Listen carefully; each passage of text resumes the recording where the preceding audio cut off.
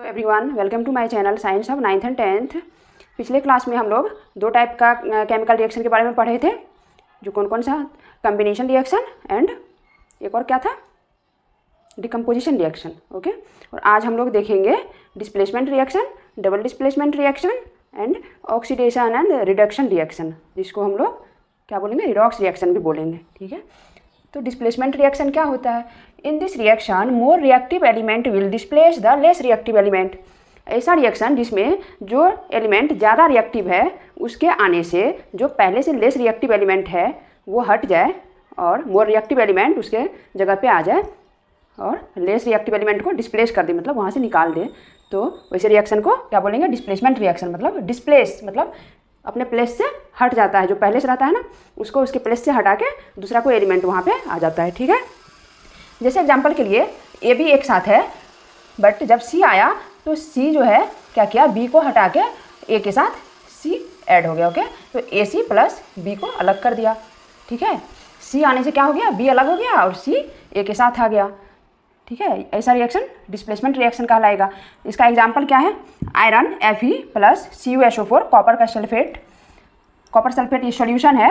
Copper sulphate के solution में जब आयरन, मान लीजिए कोई कील है जिसको कांटे भी बोलते हैं हिंदी में, उसको किसी थ्रेड से पकड़ के यदि कॉपर सल्फेट के सॉल्यूशन में हम लोग डुबाते हैं तो देखते हैं कि आयरन जो है डिस्प्लेस हो गया, आयरन डिस्प्लेस कर दिया कॉपर को। ठीक है, तो उस पर कॉपर का कोटिंग आ जाता है। क्या होता है, आयरन उसके साथ सल्फेट के साथ मिल जाता है। ठीक है, ऐड हो जाता है। तो आयरन प्लस कॉपर सल्फेट, तो आयरन का सल्फेट बन जाएगा प्लस कॉपर अलग हो गया, तो यही हो गया डिस्प्लेसमेंट, क्योंकि आयरन आने से कॉपर डिस्प्लेस हो गया। इसका मतलब क्या हुआ कि आयरन जो है ज़्यादा रिएक्टिव था, इसलिए आयरन के आने से कॉपर हट गया। कॉपर लेस रिएक्टिव था, कम रिएक्टिव था। ओके, ये हमारा है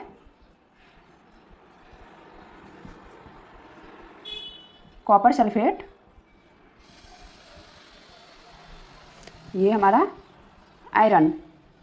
तो इससे क्या बन गया, आयरन का sulphate plus copper. Okay, next equation क्या है?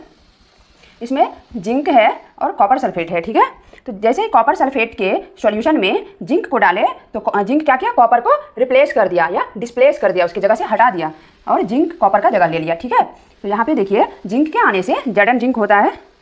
बहुत लोगों को तो 10th में होते हैं, बट हाइड्रोजन भी नहीं पता होता, लेकिन पता होना चाहिए एलिमेंट के बारे में। तो ये हमारा है जिंक, ये हमारा अगेन कॉपर सल्फेट ऊपर लिखा हुआ ही है। तो ये हमारा क्या बन गया,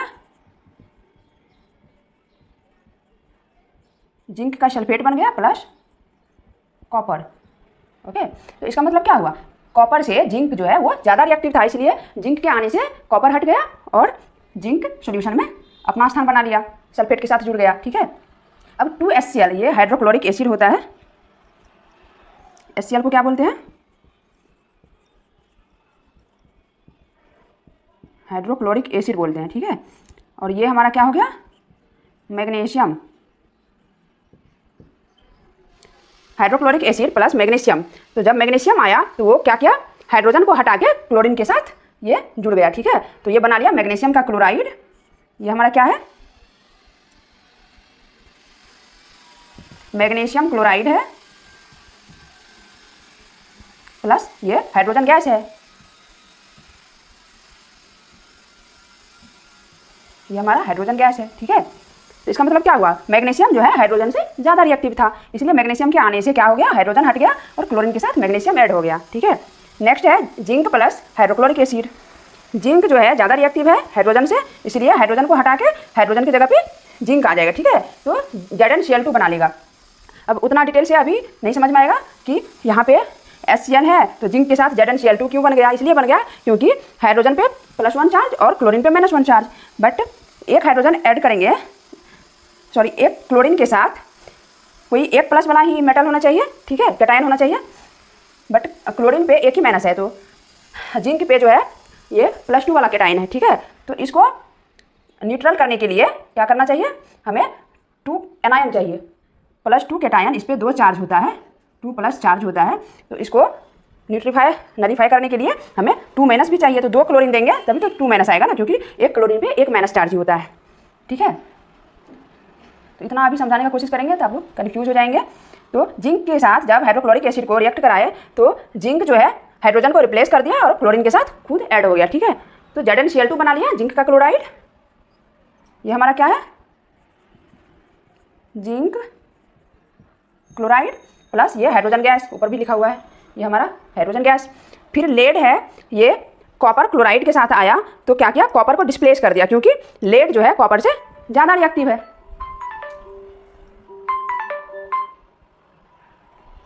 क्या हो गया, लेड कॉपर से ज़्यादा रिएक्टिव है, इसीलिए कॉपर को डिस्प्लेस कर देगा और लेड इसके साथ ऐड हो जाएगा क्लोरीन के साथ, ठीक है। तो lead chloride, LEAD, lead chloride बन गया प्लस कॉपर, ठीक है। उसी तरह लेड प्लस हाइड्रोक्लोरिक, ये सल्फ्यूरिक एसिड, हाइड्रोक्लोरिक एसिड तो HCl होता है ना, ये हमारा होता है सल्फ्यूरिक एसिड, हाइड्रोजन सल्फेट भी बोल सकते हैं इसको, sulphuric acid. Lead plus hydrochloric sulphuric acid, तो लेड क्या करेगा, हाइड्रोजन को डिस्प्लेस कर देगा, क्योंकि हाइड्रोजन से ज़्यादा रिएक्टिव लेड है, तो लेड ज़्यादा रिएक्टिव होने के कारण हाइड्रोजन को हटा के सल्फेट के साथ खुद ऐड हो जाएगा, ठीक है। तो ये हमारा लेड का सल्फेट बनाएगा, lead sulphate plus hydrogen gas, ठीक है। अब आगे हम लोग डबल डिस्प्लेसमेंट रिएक्शन देखेंगे कि डबल डिस्प्लेसमेंट रिएक्शन किसको बोलते हैं। इसमें दो एलिमेंट जो है एक दूसरे के कैटायन एनायन से एक्सचेंज करता है, एक दूसरे को डिस्प्लेस करता है, ओके। तो क्या है, in this reaction exchange of ions, मतलब आयन के बीच क्या होता है, रिएक्टेंट के आयन के बीच दो रिएक्टेंट रहता है, वो दोनों क्या करता है, आपस में आयन का एक्सचेंज करता है, कैटायन एनायन दोनों आयन कहलाते हैं, okay. Exchange of ions, cations and anions, cation किसको बोलते हैं, जिसमें पॉजिटिव चार्ज होता है, और एनायंस बोलते हैं जिसमें नेगेटिव चार्ज होता है, ओके। तो exchange of ions, cations and anions between the reactants takes place are called double displacement reaction. Reactant के बीच क्या होता है, कैटायंस और एनायंस का क्या होता है, एक्सचेंज होता है, ओके, आयन्स का एक्सचेंज होता है। जैसे AB है और दूसरा CD है, तो एक प्लस और एक माइनस दोनों आपस में मिलता है, प्लस और माइनस के बीच अट्रैक्शन होता है, ठीक है, और इसमें भी एक प्लस एक माइनस वाला है। तो ये क्या करेगा, A को डिस्प्लेस कर देगा C, और A की जगह C आ जाएगा और C की जगह पे A आ जाएगा, ठीक है। या तो कैटायन का एक्सचेंज बोल सकते हैं या एनायन का एक्सचेंज बोल सकते हैं, ठीक है। जैसे यदि कैटायन का एक्सचेंज कर रहे हैं तो एक जगह C आ जाएगा और C की जगह A आ जाएगा, यानी कि यहाँ हो जाएगा CB और यहाँ आ जाएगा AD, ठीक है। तो क्या हो गया, A के साथ ये B और C के साथ B, ठीक है। इसका जो कैटायन है इसके पास आ गया और इसका कैटायन इसके पास आ गया, या इसका एनायन, नेगेटिव चार्ज वाला को एनायन बोलते हैं, इसका एनायन इसके पास आ गया और इसका एनायन इसके पास आ गया, दोनों ही। तो एग्जांपल क्या है, Na2SO4, ये सोडियम का सल्फेट है, सोडियम सल्फेट ये सॉल्यूशन है, और दूसरा है बेरियम क्लोराइड का सॉल्यूशन, रेड मार्कर ले लेती हूँ, ये सोडियम सल्फेट हो गया, ठीक है, और ये क्या है हमारा बेरियम क्लोराइड, ठीक है। सोडियम सल्फेट और बेरियम क्लोराइड दो अलग अलग सॉल्यूशन है, दोनों को जब आपस में मिक्स करेंगे तो क्या करेगा, इसका कैटायन इसके पास आ जाएगा और इसका कैटायन इसके पास आ जाएगा, यानी कि सोडियम क्लोरीन के साथ आ जाएगा और बेरियम सल्फेट के साथ आ जाएगा। तो बेरियम सल्फेट के साथ आके क्या बना दिया, बेरियम सल्फेट, ठीक है। इसको हम लोग क्या बोलेंगे, बेरियम सल्फेट।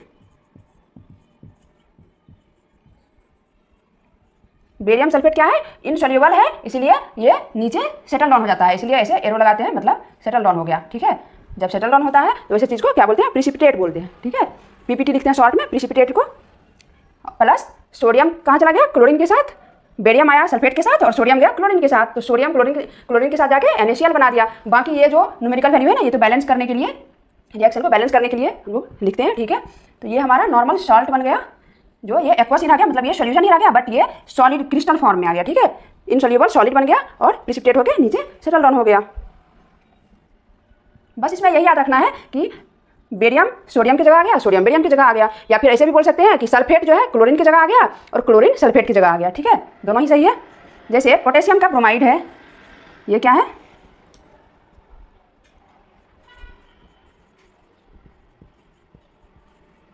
पोटेशियम ब्रोमाइड है, और ये हमारा क्या है, सिल्वर नाइट्रेट है, ठीक है, सिल्वर नाइट्रेट। तो तो इसमें भी सेम होगा। डबल डिस्प्लेसमेंट का मतलब ही हुआ कि दोनों एक दूसरे को डिस्प्लेस कर देता है। इसके जगह पे वो चला जाता है, उसकी जगह पे ये आ जाता है। तो पोटेशियम की जगह पे Ag आ जाएगा, यानी कि इस कैटायन की जगह पे इसका कैटायन आ जाएगा और इसके कैटायन की जगह पे इसका कैटायन आ जाएगा। ठीक है, तो NO3 के कैटायन के पास कौन आ जाएगा? पोटेशियम आ जाएगा। तो आ गया KNO3, ये क्या हो गया? Potassium nitrate. ये हमारा पोटेशियम नाइट्रेट बन गया। और AgBr सिल्वर ब्रोमाइड प्रिसिपिटेट होकर बैठ गया नीचे, सेटल डाउन हो गया। ठीक है, ये हमारा हो गया सिल्वर ब्रोमाइड प्रिसिपिटेट हो गया, सेटल डाउन हो गया। ठीक है, जो भी नीचे जाके बैठ जाता है, सेटल डाउन हो जाता है। ऐसे एरो से भी शो कर सकते हैं या कुछ ऐसे PPT भी लिख सकते हैं। PPT शॉर्ट में लिखते हैं प्रिसिपिटेट को। ठीक है, अब प्रिसिपिटेट किसको बोलते हैं? Two solutions are mixed together, जब दो सोल्यूशन को आपस में मिक्स करते हैं to produce an insoluble solid, तो वो क्या होता है? इनसोल्यूबल सॉलिड प्रोड्यूस करता है। तो उसी इनसोल्यूबल सॉलिड को हम लोग प्रिसिपिटेट बोलते हैं, क्योंकि जब इनसोल्यूबल है यानी कि सोल्यूशन में नहीं घुल रहा है तो इसका मतलब वो क्रिस्टल है। क्रिस्टल नीचे जाके बैठ जाएगा, सेटल डाउन हो जाएगा। ठीक है, इनसोल्यूबल है तो घुलेगा ही नहीं, सोल्यूबल नहीं है। ठीक है, तो डिजॉल्व नहीं होगा तो वो नीचे सेटल डाउन हो जाएगा। ठीक है, अब हम लोग लास्ट देखते हैं रिएक्शन का टाइप। 4 देख लिए, अब 5वां देख रहे हैं, 5th। ठीक है, ऑक्सीडेशन एंड रिडक्शन रिएक्शन। ठीक है, जिसको रिडॉक्स रिएक्शन भी बोलते हैं। ओके, इसमें क्या होता है? रिएक्टेंट होता है। ठीक है, 2 या 2 से अधिक। उसमें एक रिएक्टेंट जो है वो ऑक्सीडाइज होता है, यानी कि ऑक्सीजन रिमूव करता है तो उसका रिडक्शन हुआ, और हाइड्रोजन गेन करता है तो भी रिडक्शन हुआ। तब लॉस ऑफ ऑक्सीजन और गेन ऑफ हाइड्रोजन, इसको हम रिडक्शन बोलेंगे। और गेन ऑफ ऑक्सीजन और लॉस ऑफ हाइड्रोजन को हम लोग ऑक्सीडेशन बोलेंगे। ठीक है, तो वही लिखा गया है, ऑक्सीडेशन एंड रिडक्शन रिएक्शन। पहले इसको हम लोग रिडॉक्स रिएक्शन भी बोलते हैं। इसमें पहले हम लोग समझ लेते हैं कि ऑक्सीडेशन किसको बोलते हैं और रिडक्शन किसको बोलते हैं, क्योंकि एक ही रिएक्शन में ऑक्सीडेशन भी होता है और रिडक्शन भी होता है, तब वो ऑक्सीडेशन रिडक्शन रिएक्शन कहलाता है। ठीक है, या रिडॉक्स रिएक्शन कहलाता है। उसमें ऑक्सीडेशन एंड रिडक्शन दोनों होना चाहिए। ठीक है, तो ऑक्सीडेशन किसको बोलते हैं? एडिशन या गेन ऑफ ऑक्सीजन। ऑक्सीजन का गेन हो यानी कि ऑक्सीजन ऐड होता है यदि, तो उसको हम लोग क्या बोलेंगे? ऑक्सीडेशन हो रहा है। ठीक है, या फिर हाइड्रोजन को लॉस कर रहा हो, हाइड्रोजन रिमूव हो रहा है किसी कंपाउंड से, तो उसको हम लोग क्या बोलेंगे? कि इसका ऑक्सीडेशन हो रहा है। मतलब हाइड्रोजन का हटना और ऑक्सीजन का जुटना दोनों ही ऑक्सीडेशन कहलाएगा। और रिडक्शन के बारे में जब हम लोग बोलेंगे तो हम लोग बोलेंगे कि ऑक्सीडेशन का हटना, उल्टा कर देंगे। ऑक्सीडेशन में ऑक्सीजन का जुड़ना और हाइड्रोजन का हटना तो ऑक्सीडेशन, और रिडक्शन में ऑक्सीजन का हटना और हाइड्रोजन का ऐड होना, वो हमारा रिडक्शन कहलाएगा। ठीक है, तो वही है एडिशन या गेन ऑफ ऑक्सीजन या रिमूवल या loss of hydrogen called oxidation. और रिडक्शन में है रिमूवल या लॉस ऑफ ऑक्सीजन, यानी कि ऑक्सीजन को हटा रहा है या लॉस कर रहा है तो वहाँ पे बोलेंगे कि रिडक्शन हो रहा है, या फिर हाइड्रोजन को गेन कर रहा है या ऐड कर रहा है तो उसको बोलेंगे कि रिडक्शन हो रहा है। ठीक है, तो दोनों ही बोल सकते हैं, एडिशन ऑफ ऑक्सीजन ऑक्सीडेशन या रिमूवल ऑफ हाइड्रोजन ऑक्सीडेशन। ठीक है, और रिडक्शन भी उसी तरह से removal of oxygen reduction, addition of hydrogen reduction. ठीक है, दोनों ही बोल सकते हैं। जैसे एग्जांपल के लिए कॉपर प्लस ऑक्सीजन, ऑक्सीजन के प्रेजेंस में जैसे आयरन को जब ऑक्सीजन से रिएक्ट कराते हैं, मॉइस्चर में छोड़ देते हैं या ऐसे एयर से रिएक्ट कर जाता है, बिना पेंट किए हुए आयरन के सामान को छोड़ देंगे तो उसमें जंग लग जाता है, जिसको रस्ट बोलते हैं इंग्लिश में। ठीक है, तो रस्टिंग ऑफ आयरन भी क्या है? ऑक्सीडेशन ही होता है उसमें भी। ठीक है, तो यहाँ भी कॉपर जब ऑक्सीजन के प्रेजेंस में आता है तो हीट करने पर क्या बनता है? Copper oxide. तो यहाँ पे क्या हो रहा है? कॉपर पहले अकेला था, अब इसके साथ ऑक्सीजन ऐड हो रहा है। पहले अकेला था, अब ऑक्सीजन ऐड हो गया, तो यहाँ क्या हो गया? हमारा ऑक्सीडेशन हो गया। ठीक है, बट इसको हम लोग ऑक्सीडेशन एंड रिडक्शन रिएक्शन नहीं बोलेंगे, ये पूरा एक टर्म है। ठीक है, या इसी को रिडॉक्स रिएक्शन भी बोलते हैं। रिडॉक्स रिएक्शन तभी बोलेंगे जब एक ही रिएक्शन में किसी एक रिएक्टेंट का ऑक्सीडेशन हो रहा हो और दूसरे रिएक्टेंट का रिडक्शन हो रहा हो, तब उसको हम लोग ऑक्सीडेशन रिडक्शन रिएक्शन बोलेंगे या रिडॉक्स रिएक्शन बोलेंगे। ठीक है, जैसे नीचे वाला है ये कॉपर का ऑक्साइड, मतलब ये जो हमारा बना ना, इससे हम फिर से कॉपर गेन कर सकते हैं। ठीक है, रिडक्शन कराएंगे। इसका रिडक्शन कैसे कराएंगे? तो ऑक्सीजन को इससे रिमूव करेंगे, तो जब हाइड्रोजन के प्रेजेंस में आएगा, ठीक है, रिडक्शन क्या होता है? हाइड्रोजन ऐड होता है और ऑक्सीजन क्या होता है? रिमूव होता है, तब हम लोग रिडक्शन बोलेंगे। और जब ऑक्सीजन ऐड होगा और हाइड्रोजन रिमूव होगा तब हम लोग ऑक्सीडेशन बोलेंगे। ठीक है, रिडक्शन कब बोलेंगे? जब हाइड्रोजन ऐड होगा, ऑक्सीजन रिमूव होगा। और ऑक्सीडेशन कब बोलेंगे? जब ऑक्सीजन ऐड होगा, हाइड्रोजन रिमूव होगा। ठीक है, तो यहाँ पे देखिए कॉपर का ऑक्साइड है। ठीक है, इसमें क्या हो रहा है? हाइड्रोजन ऐड हो रहा है, मतलब इसका क्या हो रहा है? हमारा रिडक्शन हो रहा है। यहाँ पे क्या हो रहा है? इसको जब रिडक्शन करेंगे, ऑक्सीडेशन कराए, तो ये क्या हो गया? कॉपर का ऑक्साइड बन गया। फिर से यदि हमको कॉपर पाना है तो इसका रिडक्शन कराना पड़ेगा, ऑक्सीजन हटाना पड़ेगा, तो ऑक्सीजन हटाना ही रिडक्शन कहलाता है। ठीक है, या हाइड्रोजन ऐड करना भी रिडक्शन कहलाता है। ठीक है, तो इसमें हम लोग हाइड्रोजन ऐड कर दिए और ऑक्सीजन को हटा दिए, तो ये हमारा फिर से कॉपर आ गया। तो कॉपर का क्या हुआ? यहाँ पे रिडक्शन हुआ। ठीक है, कॉपर का क्या हो गया? रिडक्शन हो गया, ठीक है। ये नीचे वाले इस एरो पर रिडक्शन लिखा हुआ है, कॉपर जो है रिड्यूस हो रहा है, कॉपर का रिडक्शन हो रहा है, ठीक है। और हाइड्रोजन का क्या हो रहा है, यहाँ तो ऑक्सीजन ऐड हो रहा है ना, तो हाइड्रोजन का ऑक्सीडेशन हो रहा है, हाइड्रोजन में ऑक्सीजन ऐड हो गया तो इसका क्या हो गया, ऑक्सीडेशन हो गया। ये हमारा ऑक्सीडेशन हो गया, ठीक है। अब इसका हम डेफिनेशन नीचे लिखें, ठीक है। In this reaction, redox reaction में क्या होता है, in this reaction one reactant gets oxidised, जो जैसा कि पहले भी बताया कि रिएक्टेंट में से कोई एक ऑक्सीडाइज होगा, मतलब उसका ऑक्सीडेशन होगा, और दूसरा रिड्यूस होगा, यानी कि उसका रिडक्शन होगा, ठीक है। तभी उसको हम लोग रिडॉक्स रिएक्शन या ऑक्सीडेशन रिडक्शन रिएक्शन बोल सकते हैं, ठीक है। जैसे एग्जाम्पल के लिए ZnO है, इसको रिड्यूस करना है, ठीक है। तो जब कार्बन लाए तो यहाँ से ऑक्सीजन रिमूव हुआ, ठीक है, ऑक्सीजन जाके कार्बन के साथ ऐड हो गया, यानी कि जिंक का रिडक्शन हो गया, क्योंकि ऑक्सीजन रिमूव हो गया जिंक से, और कार्बन के साथ ऐड हो गया, इसका मतलब कार्बन का क्या हो गया, ऑक्सीडेशन हो गया। जिसके साथ ऑक्सीजन ऐड होता है ऑक्सीडेशन, और जिसके साथ से ऑक्सीजन हटता है उसका रिडक्शन। सेम हाइड्रोजन के रिडक्शन और जिससे हाइड्रोजन रिमूव हो रहा है, ठीक है, उसको ऑक्सीडेशन। अब नीचे वाला रिएक्शन क्या है, इसमें समझ में आ गया, जिंक का क्या हो रहा है, रिडक्शन हो रहा है, क्योंकि ऑक्सीजन इससे हट रहा है, रिमूव हो रहा है, तो इसका रिडक्शन हो गया। यहाँ लिखे ना, रिमूवल या लॉस ऑफ ऑक्सीजन, उसको रिडक्शन बोलते हैं, या गेन ऑफ हाइड्रोजन को भी रिडक्शन बोलते हैं। यहाँ पे ऑक्सीजन हट रहा है तो इसका क्या हो गया, रिडक्शन हो गया जिंक का। और कार्बन के साथ ऑक्सीजन ऐड हो रहा है तो कार्बन का स्टेट रिएक्शन के बाद क्या हो रहा है, ऑक्सीडेशन हो रहा है, क्योंकि इसमें ऑक्सीजन ऐड हो रहा है। उसी तरह MnO2 + 4HCl, इस रिएक्शन में क्या हो रहा है, मैग्नीज जो है, मैग्नीज से ऑक्सीजन हट रहा है, यानी कि मैग्नीज का रिडक्शन हो रहा है, मैग्नीज का क्या हो गया, रिडक्शन हो गया, ठीक है। और हमारा क्लोरीन का जो है, क्लोरीन का क्या हो रहा है, हाइड्रोजन इससे रिमूव हो रहा है, ठीक है। हाइड्रोजन का रिमूव होना और ऑक्सीजन का ऐड होना दोनों ही ऑक्सीडेशन कहलाता है, ठीक है। तो ये हमारा क्या हो गया, ऑक्सीडेशन, शॉर्ट में ऐसे लिखते हैं, रिडक्शन ऑक्सीडेशन। तो मैग्नीज का रिडक्शन हो रहा है क्योंकि ऑक्सीजन हट रहा है, और क्लोरीन का क्या हो रहा है, हाइड्रोजन हट रहा है, इसमें से हाइड्रोजन हट रहा है, इसमें से ऑक्सीजन हट रहा है, तो ऑक्सीजन का हटना रिडक्शन, हाइड्रोजन का हटना ऑक्सीडेशन, ठीक है। उसी तरह से ऑक्सीजन का ऐड होना ऑक्सीडेशन और हाइड्रोजन का हटना ऑक्सीडेशन, ठीक है। तो इसमें कंफ्यूज नहीं होना है, यहाँ क्लियर क्लियर लिखा हुआ है कि ऑक्सीजन को हटाएंगे या हाइड्रोजन को ऐड करेंगे तो दोनों ही रिडक्शन कहलाएगा। उसी तरह ऑक्सीजन को ऐड करेंगे या हाइड्रोजन को हटाएंगे तो ये हमारा ऑक्सीडेशन कहलाएगा। एक में ऑक्सीजन को ऐड करना है, हाइड्रोजन को हटाना है तो ऑक्सीडेशन, और दूसरे में क्या करना है, ऑक्सीजन को हटाना है और हाइड्रोजन को ऐड करना है तो वो हमारा रिडक्शन कहलाएगा। आई होप आप लोग को समझ में आया होगा। Bye bye, see you in the next class. आगे हम लोग कोरोजन और एक और टॉपिक क्या है, कोरोजन है और रेंसिडिटी है, ठीक है। इन दोनों टॉपिक को नेक्स्ट क्लास में करके फिर इसका क्वेश्चन करेंगे हम लोग, ठीक है, बैक एक्सरसाइज का। तो यदि पसंद आए, मेरा पढ़ाया हुआ समझ में आए तो हमारे वीडियो को लाइक एंड शेयर करें और मेरे चैनल को सब्सक्राइब करें। See you in the next class, bye bye.